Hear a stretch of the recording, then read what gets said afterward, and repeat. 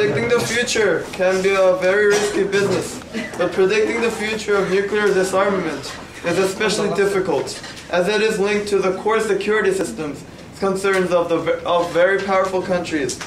Now, what's more, the subject matter of global nuclear disarmament is constantly evolving under the influence of the forces that are too numerous and too complex to allow for any confident projections. The dictionary definition of disarmament is the reduction by the state of its military forces and weapons. But obviously, this definition has many limitations because it hints of no goal beyond quantitative limitations of weapons stockpiles. So what exactly is disarmament? Is it just a goal of law or policy? Is it a process? Or is it something, one of those terms that mean different things to different people? For our purpose, we'll focus on the global dimensions of nuclear disarmament.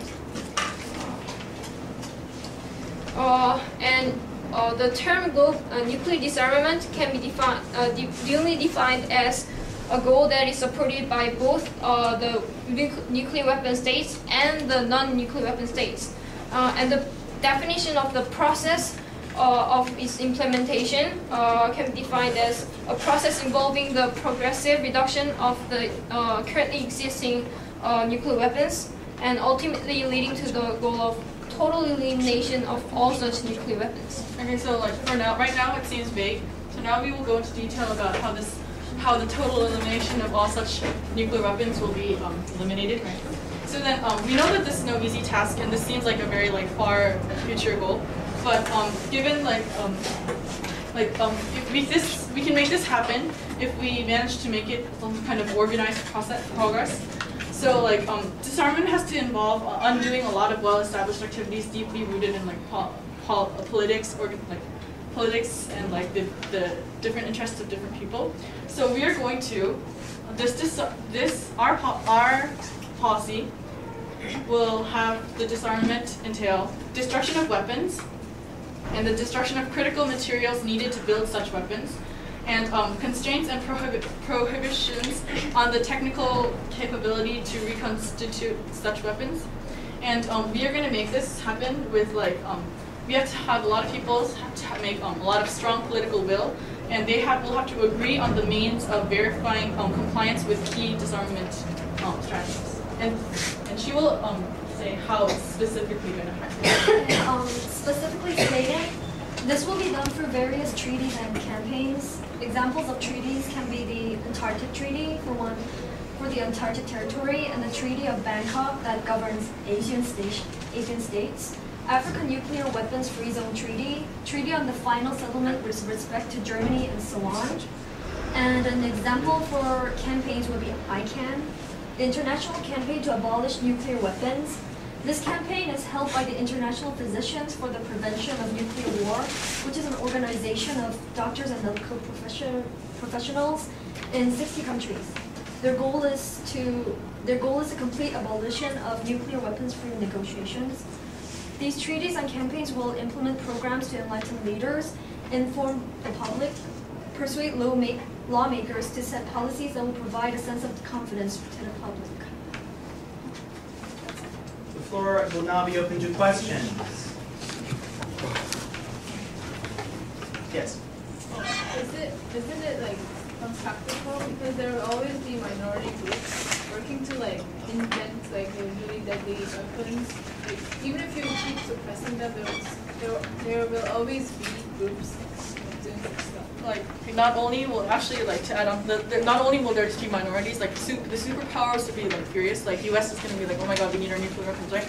But then so we're going to have to do strict campaigns to yeah, and then it may seem impractical at first, but we have to make this small step at first so that we can lead on to greater effects, right? So yeah, if we just take on that pessimistic attitude, then nothing's gonna happen about anything. Is it actually going to be possible? Because if one strong country decides to break the pledge and decides to make its weapons again, everything's going to be messed up. So is it going to be possible? well, okay, like I said, these pessimistic attitudes are not going to keep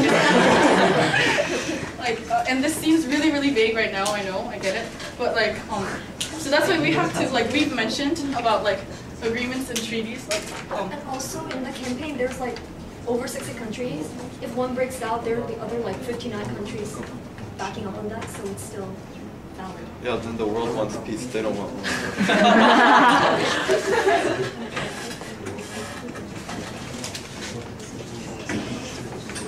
What will you do about the nuclear weapons that are already invented and already in the countries, the countries? Not new invented. They're going to slowly kind of abolish and kind of disrupt those materials and the material used to make the nuclear weapons. One follow-up. Do you have a follow-up question? And then what if how? If you destroy the nuclear weapons, then there will be cost a lot of trouble. So it's going to cost a lot of money, but the countries are working on that. Yeah, and we, although this may seem nonsensical, but we could move some of these things to a cup. And no, this is seriously. It was on the internet. Yeah, It sounds weird, but it was on the yeah, it's international lands. Thanks. Will there be any compensation for the countries that disarm nuclear weapons? Compensation will be Will world that be peace. necessary?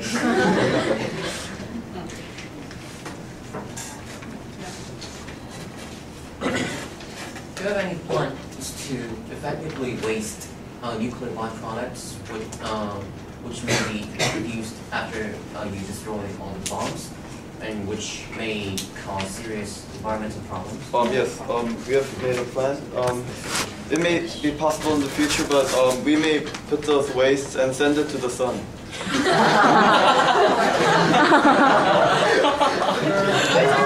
Sorry, no further questions. Wandy, you have 30 seconds to convince us of any lingering doubts.